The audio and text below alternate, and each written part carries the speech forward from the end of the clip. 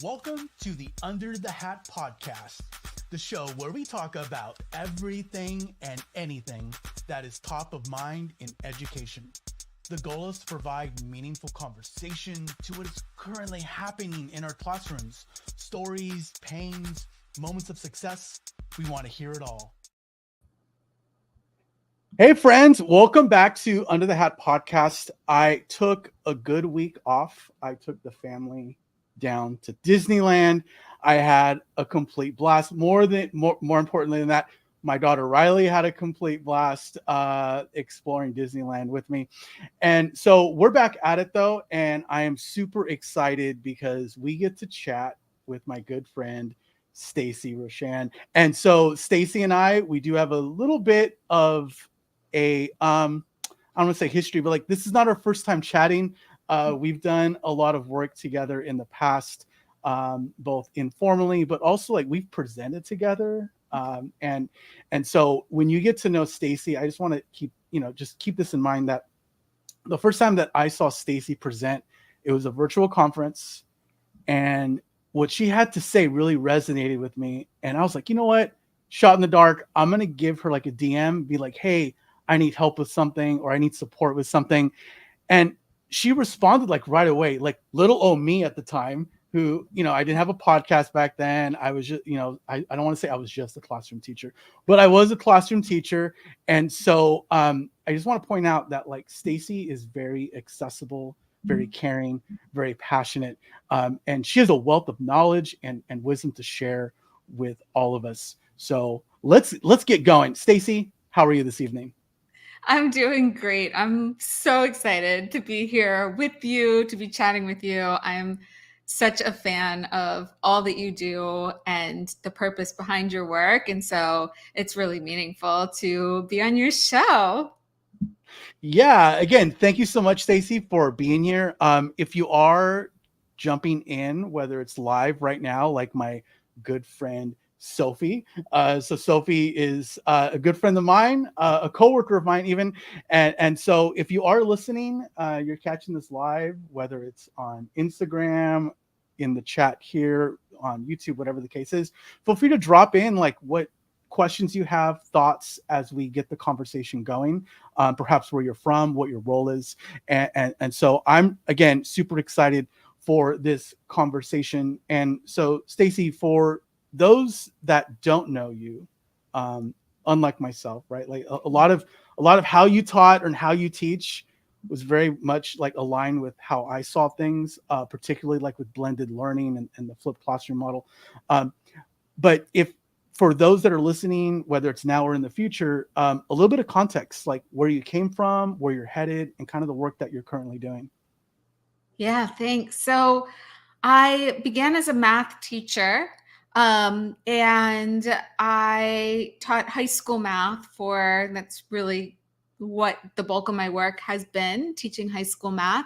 And I, as I was teaching my classes, especially my higher level classes, I was really thinking about the anxious students and how to alleviate some of the stress in my classroom. And I became a teacher to have these really rich, fulfilling conversations with my students and to really get to know them and understand them. And whole child well-being has always been something that's like just in the back of my mind, that I think of a lot, because I think that nurturing the whole child is like more than half of what you're doing as a classroom teacher. And so as I developed as a teacher, especially in some of these higher level classes, my AP class, where there's a lot of stress and anxiety, and I really wanted to find ways to alleviate that, I started looking at technology to be a piece of my solution. And I flipped my classroom. I fully flipped my AP calculus classroom first. And that was really out of that desire to get students to be doing like the most important work in the classroom, what I felt was the most important work. And that was really having them do problems, having them work with their classmates and all of that great stuff that we didn't have time for when I was spending so much time lecturing. So that's how my interest in educational technology began, just as a solution to a problem that I had. And then I really have thought a lot about, who I was as a student, an introverted perfectionist, and how my classroom didn't always allow my voice to shine, and how I might be able to leverage technology to help students express themselves in all different ways. And so that's been my big interest in the past 10 years or so. And I've now shifted to working with teachers, and helping them. So at the current moment, I am consulting full time with schools, with districts, and with some ed tech companies to help them develop products. And I'm enjoying that, though at heart, I'm a math teacher. Yeah, no, that's great. That's great. I really appreciate how you kind of took your classroom experiences and now are infusing that in for our adult learners, right? And our teachers and districts and perhaps school leaders that might need that insight, right? Of how to really support the whole child, as you say. Um, and to be honest, Stacey, like I feel it's weekly where you have a video or a showcase or there's something online where like, oh, this is another tool, but then like I feel like you are doing the work for us in terms of like vetting that stuff for us, right? And so like there's a recently like a tool that you exposed me to that I just used in my personal life, right? It's like a note taking tool, Yeah, and note plan, I think it is what it is, I and like love that plan. yeah, I was like, wait, this exists, and it's because we get so I don't know, like it becomes really saturated in terms of like the amount of tools that there are, right? And not just for productivity, but Yeah. ones that are really geared for the teaching and learning. So I really appreciate that. Um, Thank so you for saying that, because I love experimenting and I love playing, but it takes so much time, and that's part of what fuels what I do. I actually like to keep my suite of tools rather small, but I continuously like to vet different tools and compare them and understand what is available and what is the best, because what was the best doesn't always stay the best. So you kind of have to keep exploring and understanding what's in the space. But also I like to get really good at the tools that I use, and then I do try and share that out, because for me it's really fun, the experimentation, but it's also really frustrating sometimes. Like just before we got on this call, like had I have my normal tech set up. I got some new stuff, was trying to do it. I had spent like a half an hour before this to like get it all set up, and then it still wasn't all set up right. And I can just, it's just sometimes it's very frustrating, whether you're trying to get all the wires right or you're just trying to get the things to communicate right together. But I hope sometimes that by me playing with that, because I actually do think it's fun, even though it's frustrating sometimes, but by me getting it right, then maybe I can share it with other people so it can help make the process of getting started with a new tool or new technology a little bit easier. So you take some of those pain points away. yeah, and I will say that like sometimes, not to compare what we do with others that we see online, because I think we all have something to share that's Yeah. powerful. But like something I really appreciate about you, Stacey, is that like I feel like you are not scared to move from software to hardware. Like that's the one thing I've noticed about you, because like like kind of what Sophie Sophie is going to chime in, because all of us in the room, I think, all of us in the room, I think, we have this love for Wacom, right? And like what Wacom does, Yes. and so like Wacom's a good example of that, right? Like you do spend time talking about like the software side of things with respect to what can be done in the classroom, but then you also like find ways to incorporate the hardware. So how much of that has been like self-discovery, or maybe how much was that of like, oh, like maybe it's getting marketed in that way because we do have these partnerships. Like, to what degree was some of this stuff self-discovery for you? Pretty much everything that I use has come from a need because I really try and start there. So, it's really easy, really, really easy to get sucked into what everybody else is using and what's cool at the moment. But I've really tried to stick with going with like what I needed. And sometimes that means that I'm late in the game to adopting something. And sometimes that means I'm like way early in the game. And it just depends. But I find that that's when I use the tech well. And when I use the tech well, that's when I share things that are like light bulb moments for other people because they haven't seen people share it in that way. Whether a lot of times that's when I adopt something and really think of it with the math teacher hat on.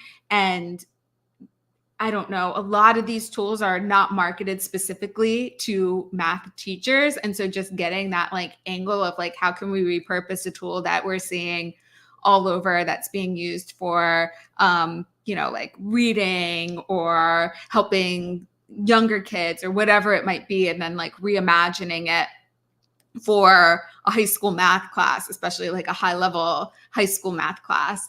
I think that's where the fun comes in. And so the hardware needs, usually like the Wacom tablet, for example, I knew that I needed a way to write, and I tried so many tablets, and I still use other tablets. I see new tablets coming to the market. Sometimes like I got excited a couple years back because I saw some companies coming up that seemed very comparable to Wacom, and they were coming in at lower price points. And I tried them out, but you didn't see me share them because I found that they didn't work as well.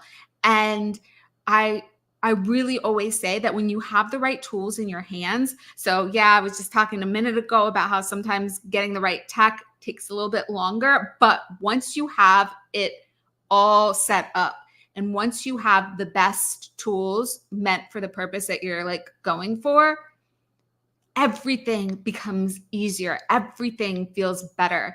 If I was trying to create my videos before I had my Wacom tablet, I was struggling because it just like I had to take out a piece of technology that I didn't love using, or it would be glitchy. That was a big problem. Like it would be glitchy. So I had to keep editing stuff out, or like it just wouldn't write very smoothly and it didn't feel good. So I didn't want to make as many videos.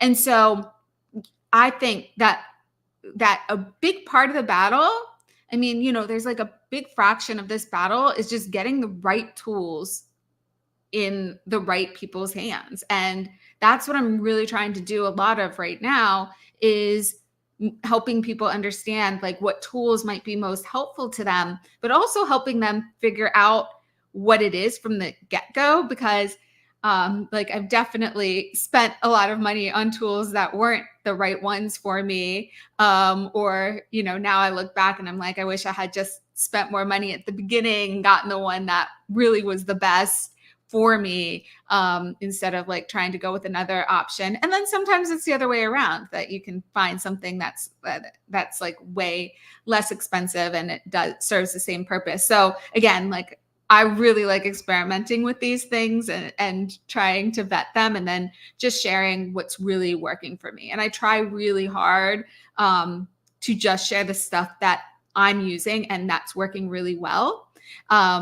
And I think especially in the last year or so, sometimes I feel a little conflicted because like the influencer space is getting bigger. And I feel like, people are just sharing these things. And people get a little bit wary of like, oh, are you sharing it as an affiliate? Are you sharing it as this or that or whatever? And I really hope that I always stay true to like my shares being very authentic and real and what I'm just using and loving.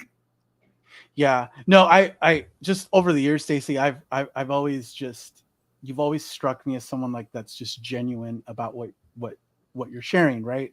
And I see that shine from you.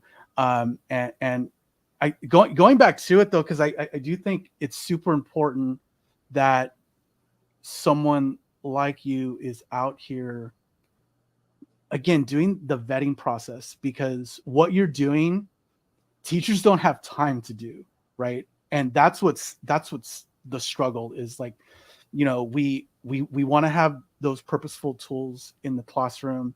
As a teacher, certainly really hard to vet that from a from like a the practicality of it, but also from like a security standpoint, right? Like Mm, what is compliant with all that, and then that comes down to like how much time does a tech director have to do mm. that kind of vetting.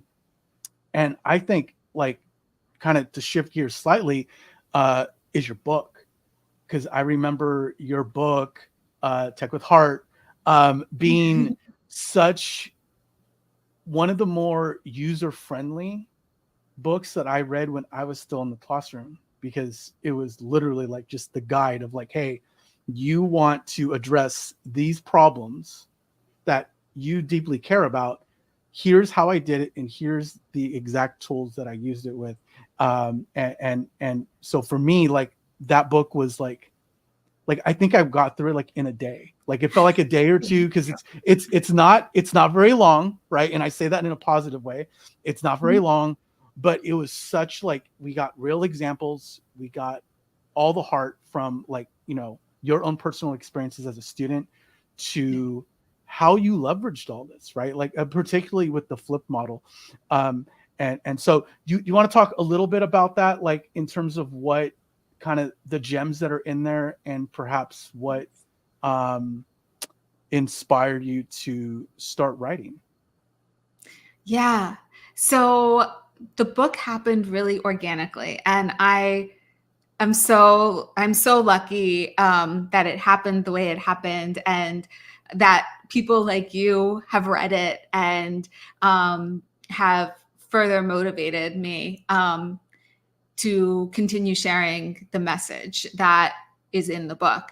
And so where it came from was I learned a lot through social media. I think I got on Twitter right before I think in 2010, maybe it was 2000, I think it was 2010. And that was when I flipped my classroom at the same time. And people were sharing so much and they were blogging. And then I was like, okay, I want to blog just to reflect. I started to blog the summer after that, just as a way to document my learning. That was all. I was writing for myself. What I had learned over the summer, what things I wanted to change in my classroom, like all the resources that I had, I like put them all in one place. They were all in my blog. And as I kept writing, more people were reading it, right?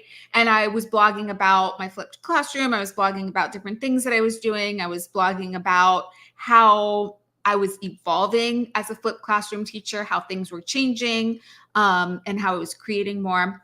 And they were just like, they were helpful to people, but also they were little snippets. So people would either email me or, message me through social media and have a lot of follow-up questions to like the little sneak peek into whatever I was doing, I was sharing. And that oftentimes sparked another blog post. And then I realized that I had like all these like good pieces of content out there, but I realized that I like wasn't ever sharing the full story of why I was doing it all. Like what was the backstory? And the backstory comes from me as a student, like wanting a way to be able to more actively participate when I am never going to be the first person to raise my hand in class. I'm just not the most, I'm not really quick and vocal. Like I can be, right? But like when I'm put on the spot or, especially with math, like I am an analyzer and a thinker and why I love math, but in the math classroom, I really struggled. Like I was not good at when somebody called on me right away to come up with the answer.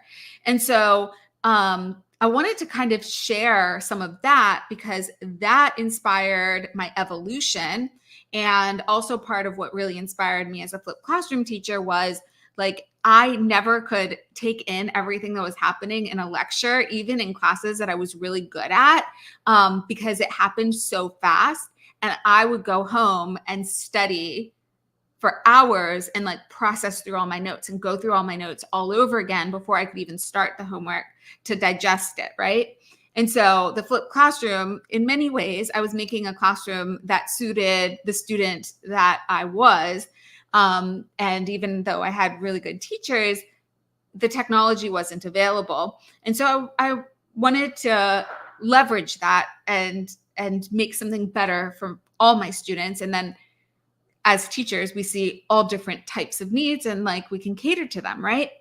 Anyway, the book was my opportunity to tell this backstory and to link everything together so that somebody could read it, like you were saying, as like, here's something that's more implementable. I can take what I'm reading and I can make it actionable in my classroom. Whereas like a blog post, sometimes you're just like, cool, but how exactly do I do this, right? Or like you're sifting through the blog and like trying to piece together something. So that was a really great opportunity for me to share the background. And I think the background is really important because I hope one of my big hopes is that when people are reading the book, that they're not necessarily saying, oh yeah, like my classroom is exactly like this, or I'm exactly like this. Like I don't expect people to read it eye for eye, but I hope that people, as they're reading the story, are asking themselves like, oh, what's my why? Or what's my pain point? Or who was I as a student? Or maybe who was my friend? Or who was my daughter or son? And what might they need? Or a past student that I've had. And I hope that people can read it like that. And then I think that's where we get the most meaningful transformation, where you really read a book that isn't exactly like you, but you read into it and you're like, oh, I can do this in my classroom too, whether or not you're a math teacher. Yeah, and like so, it's funny that you say that because now that I hear that, I kind of have this memory of reading it and having a similar thought because, as you know, for those that know me, they know that I did not teach math. Yep. That's a good thing. No one wants me teaching math, but like as a history teacher, I remember reading it and it really had me think about like, well, look, like if you're creating video content for your students, let's say, and you may need a student that needs to rewatch you or pause or go back, and you kind of have that self-paced blended learning kind of build. Yeah. And in the same time though, so in the last episode that I had on here, uh Sophie, just for the sake of a laugh here, Steve and Matt do not mix well together. She knows, she works with me. So but in the same time though, like on the last episode of the show, I was talking with Dan Jones about this because he flips his classroom as well. He's like, Yeah. look, if a student has all the content that he or she needs, they can, in the time that it takes one student to watch one video, another student may watch two. Another student may like start, a project or looking at content differently. So for me, it really opened up doors for like that personalized learning, right? Like customizing these experiences to let students make the best choices for themselves and to own that learning, which is Yes. something that I know that you talk a lot about, Stacey. Um, so yeah, love that, and I also appreciate the, I know that just the way that you address anxiety in a classroom, because you kind of talk about like, oh, the student that's shy, and I think that's a worthwhile conversation. But for me, like with my students and kind of my experience, like it was anxiety, but I would Mhm. see different behavior as a result. Like Mhm. they had a lot of anxiety, like they didn't feel comfortable with the content, so therefore they're going to act out, right? We're going to have a louder room, louder kids, but I still think like the core reason there a lot of times is the same, right? Like I don't feel comfortable or confident with something, so I'm going to shut down or turn away or act out in some way. um, And so, but when I started flipping my classroom and really utilizing some of the technology that's out there, it really did address those issues, right? I remember being in a credential program, and they're like, "You got to pull those popsicle sticks," and the randomize, like, "I'm going to call on this student and put them on blast." And I got, a certain amount of years that I got into the profession. I was like, wait a second, why are we doing that? Why were we trained to do that, to really put a student on blast when they don't know the right answer? And so for me, that, like, your message, your book really resonated with me in that way. Yeah. Sophie, my school life would have been so different if teachers had the tech available today. I think that's so important to really consider when we're thinking about, like, which tools. And again, Stacey, you're doing a lot of that vet for us, and we really appreciate it. So this comes down to that one question in this show. We just love what you shared, Stacey. We're probably going to ask for a little bit more towards the end here, but you're like, since you left the classroom, you're in a different context, right? You're in a different context than people that are listening and or watching. So with what you're seeing, like when you're working with school district, with teachers, what do you see right now? Like, what is top of mind when you're seeing kind of the problems, kind of the initiatives, things that are happening right now? Like, what is under your hat, Stacey, that perhaps is keeping you up at night, or things that you feel that are going well, like maybe something that we're thriving at the moment? What is under the hat for you? I think what's always at top of mind for me is whole child well-being and wellness and what that means.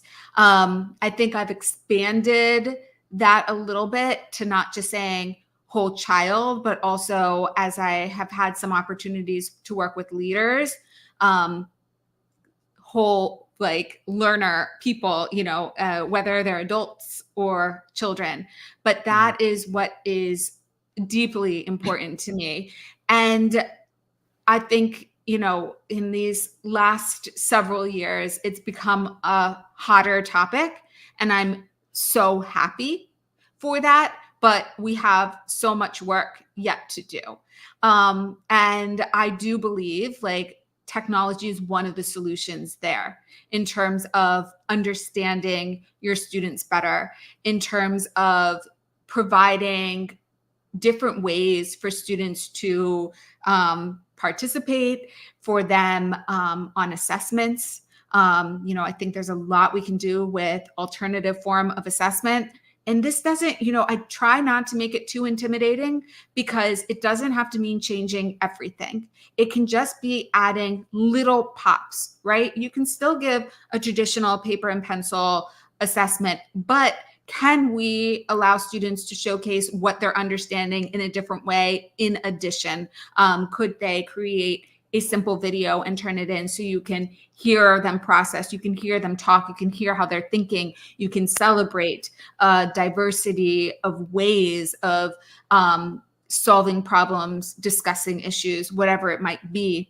Like, how can we allow our learners to really make their voice shine in a way that works best for them?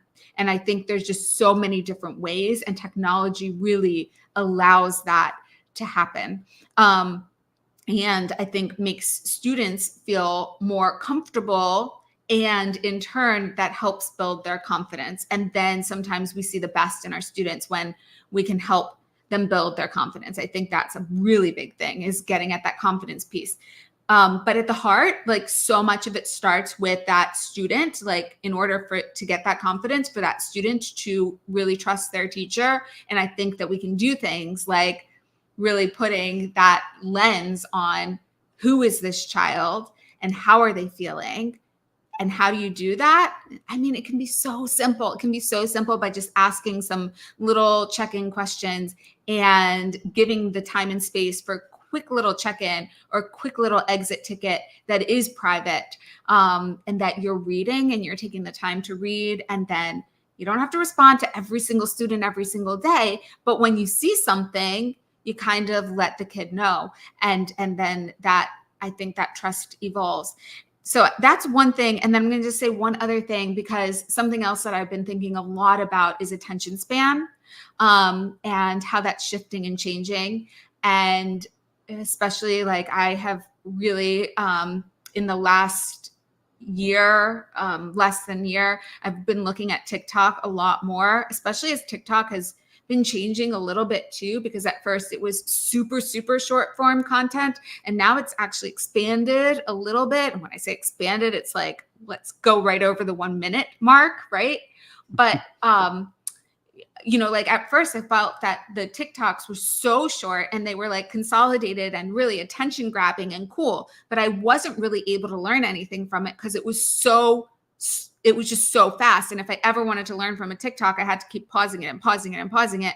And it was like, then it took twice as long. And now that there's been some shifts to what TikTok is pushing, I'm seeing these videos come through that I'm able to actually learn more from, but they're still microdosed and quick. And how is that, like, kids who are coming up with that, who a YouTube video seems sometimes too long, like how is that shifting their attention span and going to shift, what we need to do in the classroom? And I think we have to acknowledge it at some point that there needs to be some shifts to some of the traditional ways that we're doing things. Because I think that's something that I continuously see teachers telling me is that they're really frustrated that kids are not able to focus for long enough. And I think, of course, like there's work to do, and I've already seen progress just from what I'm doing in the last year or two. Like the pandemic really caused kids to, lose some of the skills that they would pick up when they're in a traditional school environment. And now some of those skills are being built back as it's been a number of years. But I think at the same time, like our attention spans are all changing, even us as adults. Yeah, no, like that. So much that so many questions I have from what you just said. So like I've been out of the classroom for it's gonna be 2 years this June. So about a year and a half. But I remember my last year teaching, at least at the high school level, I had a student teacher, which if any teacher wants to grow, have a student teacher, because they question everything. They're like, hey, why are you doing it this way? Why are you doing it this? And it's great because it's like, it's good for like, wait, why am I doing that? Like it's a good self-reflection, right? And so a lot of like what she came in thinking like, oh, I'm going to be a history teacher. I'm going to lecture for 40 minutes. I'm going to be out. But then she came into my room. She had me, for better, for worse. And she's like, whoa, like this teaching thing it can be a lot different, right? With the flip model in mind, with SCL in mind, my project-based learning build, like all that stuff. And so I remember having this exact conversation with her at that time of like, oh, but students, they can't even do like a 15-minute video. So, and I started to see that shift of what you're talking about over the course of like a couple months. Now, mind you, this was like right after they came back from the pandemic, right? From the remote learning. And I remember I had to like do things a little differently in the sense of like, hey, your video tonight is like 2 minutes. And then I would basically have them do station rotation in the room to have like another like 30-second video to kind of like almost like break it up. Like it wasn't like, hey, I can have my students do like a 5-minute video anymore. It was like I had to make it even shorter. So how much should educators, like, how much give and take should there be? Like, is this a skill that we should be like working on, even adults, right? Or is this just how it is, and we have to just cater just differently moving forward? I mean, that's a good question. I do in a lot of ways believe that attention is a muscle like that we can build, and that we can help students build that. And the right combination of tools can really do a lot towards that. I think, like, for example, I wouldn't assign just the video anymore. That was just the video. I always pair it with Edpuzzle, so that Mhm. I can chop it up in a way, and also make sure and help students make sure that they're being attentive the whole way through that video. But I mean, I don't have a good answer for you. I don't really know the answer, and I think about it a lot myself with my work and how, like, how many tabs do you have open? How many tabs do I have open in my brain at all times? Not just physical tabs. And so I think that for me, one of the things I think about is like how the beginning of the year can go a little bit differently. So that, like, if I were going back to teach my math class right now, I would do more of a ramp up of, I always kind of did a ramp up, but I started with something longer. I think I could build that up even more if I were doing it now. So like I liked your example of like kind of giving a video still for homework, but then maybe doing more of a station rotation in class, helping students understand really how to watch videos, how to take notes, because there's certain skills where, again, if we think about like what skills might have, might need a little bit extra flexing. I think note taking and understanding how to take ownership for learning is a really hard skill to know. I was like just talking to my sister, and my niece is just in fourth grade right now, and my sister was trying to teach her something, and my sister was like, and I was telling her what to do, but she wasn't even taking notes. And I was like, well, in fourth grade, she might actually not know, really how to take notes yet. And my sister's not a teacher. And she's like, wow, yeah, I never really thought about that. It's like, that's a great skill that you guys could work on. And so I think there's just like little things like that where, especially as a high school teacher, I used to just expect that students knew how to do some of those things because they did. And now Mhm. I think I got a little bit off topic, but it's just the idea here that I'm trying to say is like, I don't think we need to shift everything, but I do think that perhaps we just have to keep in mind that these skills might not be as natural as they used to be. So how do you ramp that up? And how especially does the first month of school look for you? Because I think that a lot of the things that when we were saying what's top of mind in education, for me is like what you build into your classroom in that first month. Like, what does that look like? How are you gaining the trust? How are you making sure that you're understanding students on a whole level? How do you make sure that they know that too, so that they're able to better communicate with you? Because if you think they're going to tell you everything at the beginning, no, they don't trust you yet. So like, how do we start building that? And then how do we start building that skill of attention? Because again, when we think in the grand scheme of things, that is some of the most important skills that we can possibly teach. Yeah, and like the example you used, using your sister as an example of like just this thing of just like, oh, taking notes. We all know how to Yeah. take notes, right? And so I with the part of the work I do now is I'm out in the field with at my local university with the student teachers doing the observation. But what I'm really in my mind, what I'm there for is like, okay, I'm just your coach or your your teacher friend, just helping you do the thing that you've never done before, and that's be in front of a room of students solo and give a lesson. And so kind of what has been coming up a lot lately has been me telling them of like, with this generation of students, do not assume anything. Like, do not assume that you're going to get, a batch of 10th graders and they do know how to take notes, right? That's a lot of modeling. It's a lot of them understanding the value in like the most rudimental elementary, and I don't want to use the word elementary, but like the most like routine task that you Mhm. feel is routine is probably not routine for them because either they've never done it before or they've been asked to do it, but they've been doing it wrong the whole time.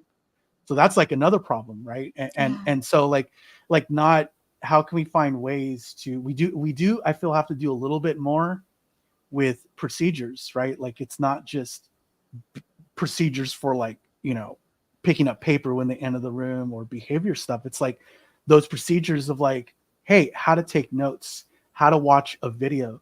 Now that's something that I always had to do at the beginning of my school year, because they didn't know how to consume content like that from Yeah. like an academic standpoint, right? Like what am I doing with this video to make sure that I'm prepared and successful for the next day?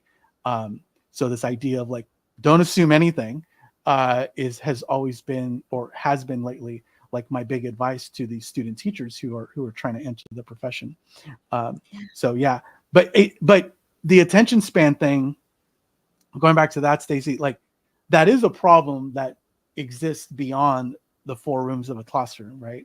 Um, and so, and when I asked the question earlier, I was like, I was not expecting like, oh, Stacey's going to have the answer. She's going to solve the world right now. But I do think it's an important conversation, right? To have like on a broader, on a grander scale of like, Yeah. how do we address that? Because oftentimes, and maybe you can have insight to this, oftentimes when I'm working with leaders, with school teachers, the response I get to that, I'm like, well, that's because of the technology. Right. So, and that becomes an uphill battle, right? And so how can we get people to think differently of like using the technology for good, and maybe Yeah. even using some tech to combat other tech, if that makes sense? Because I think there is truth there at a certain level. There is truth that like the technology that we live in now is providing that problem of our attention span being much shorter. Yes. So how have you experienced that? How have you engaged with those conversations of maybe the technology pushback as a result of this attention span problem? Yeah, I mean, I think more than ever right now, we're seeing schools banning cell phones in the classroom. And I get it. I mean, there's research that's out there that even having a phone on your table, even if it's face down, is causing you to be distracted. Right.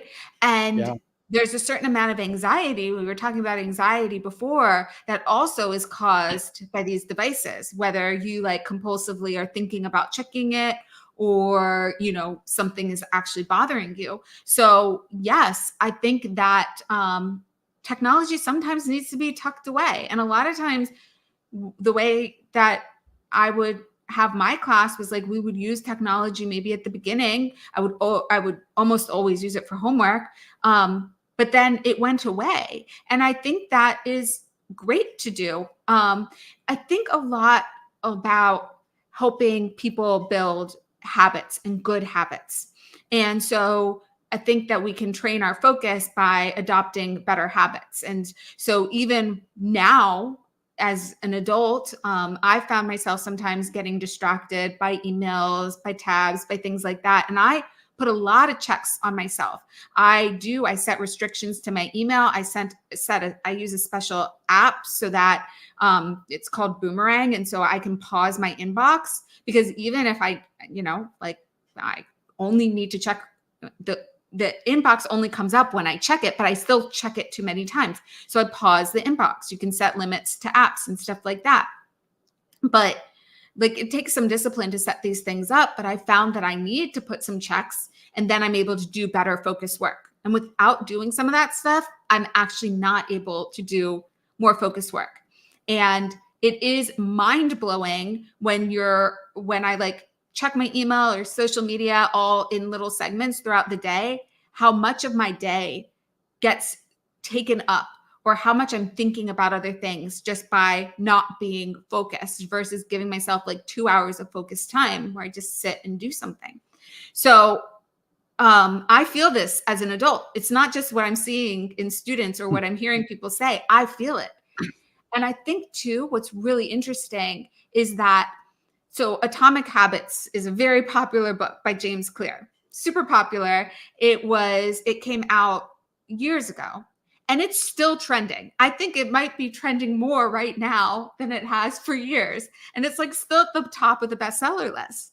this book is very simple about building like these little, that's why it's called Atomic Habits. Like you're building these little micro habits and you add to them and you stack them. And it's a great book if people haven't read it. But I've read it multiple times. There's certain things I like about the book. There's certain things I dislike about the book and the way that it's written, to be quite honest. But one thing that I really do love whenever I read it, and I've read it a couple times, is thinking about it with the teacher hat on and how we can use that to help combat some of the things that we've talked about, even though the book isn't directly about any of these things. But I do believe, like I believe that all of it starts with I'm a person of big routine. So keep that in mind, anybody listening right now. Like you might not agree with me, but that's what I believe. Like I believe a lot in routines in the classroom and helping students build those routines and getting them comfortable with that. And then I think that, you know, you can adopt these little things and that can help with focus, that can help with attention. I think it all actually melds together.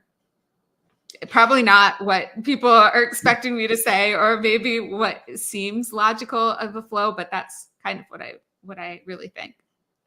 Yeah, no, and again, I've been out of the high school classroom for again about a year and a half. But when I was in it, I was really clear with my students, like, let's just work on like the time and a place for things, because there were some times where I did need them to have their phones out, right? Like whether it's to hit a QR code, sometimes like, oh, they forgot their Chromebook, so like, what do I do now? I'm like, well, you could do this in this way, right? On a phone, whatever the task was.